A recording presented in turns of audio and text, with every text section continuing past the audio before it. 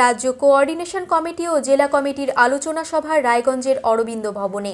এই রবিবার রাজ্য কোঅর্ডিনেশন কমিটি এবং উত্তর দিনাজপুর জেলা কমিটির আহ্বানে আলোচনা সভা অনুষ্ঠিত হল রায়গঞ্জ অরবিন্দ ভবনে।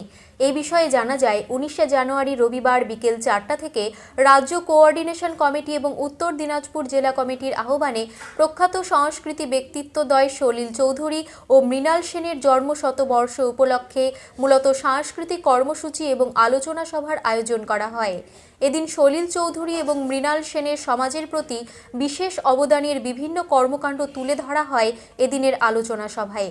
এছাড়াও বক্তব্য এবং নাচ গান আবৃত্তি সহ বিভিন্ন সাংস্কৃতিক অনুষ্ঠানের মধ্যে দিয়ে পালিত হয় এদিনের কর্মসূচি। এই প্রসঙ্গে রাজ্য কোঅর্ডিনেশন কমিটির জেলা সম্পাদক আশিস কর কি জানালেন, শুনুন বিস্তারিত। আপনি সমিতি দপ্তরের কি পদে আছেন? আমি রাজ্য কোঅর্ডিনেশন কমিটির উত্তর দিনাজপুর জেলা সম্পাদক হিসাবে আছি। আপনার দপ্তরে আজকে কি কর্মসূচি ছিল? আজকে আমরা আমাদের শ্রদ্ধেয় প্রখ্যাত ব্যক্তিদ্বয় সলিল চৌধুরী এবং মৃণাল সেনের জন্ম শতবর্ষ কর্মসূচি আমরা পালন করলাম।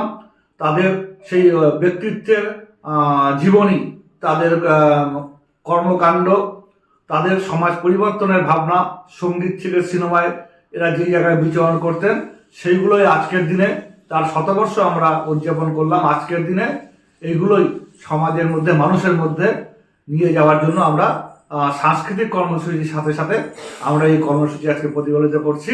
সেখানে সঙ্গীত, নৃত্য এবং তার দুইজনের ব্যক্তিত্বের উপরে আলোচনার মধ্য দিয়ে আমরা এই কর্মসূচিটি করছি। আমরা চাই এই বর্তমানে যে সমাজ ব্যবস্থা, যে সাংস্কৃতিক অবক্ষয়, সেই অবক্ষয়ের জায়গায় দাঁড়িয়ে আজকে এদেরকে স্মরণ করে আমরা আমাদেরকে সেই সমাজকে সুস্থ রাখবা, ভালো রাখবা, সমাজ পরিবর্তনের ভাবনায় আমরা করছি। আমাদের রাজ্য কোঅর্ডিনেশন কমিটি এই সমস্ত ব্যক্তিত্বের জীবনে নিয়ে, রবীন্দ্রনাথ, নজরুল, বিদ্যাসাগর, আমরা এদেরকে নিয়ে করছি। এবং আমাদের 8ই মার্চ নারী দিবস হবে।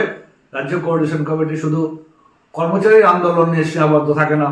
রাজ্য কোঅর্ডিনেশন কমিটি সামগ্রিক মানুষের দাবি দাবা আন্দোলন, সেখানে সাথে আমাদের সাংস্কৃতিক যে আমাদের অবক্ষয়, সেটাকেও বাঁচিয়ে রাখার আন্দোলনে আমরা সামিল হয়েছি। আজকের আমাদের এটাই অনুষ্ঠান। রায়গঞ্জ থেকে ক্যামেরায় শান্তনু চক্রবর্তীর সাথে প্রণব কুমার দেবনাথের রিপোর্ট, আর বঙ্গ সংবাদ।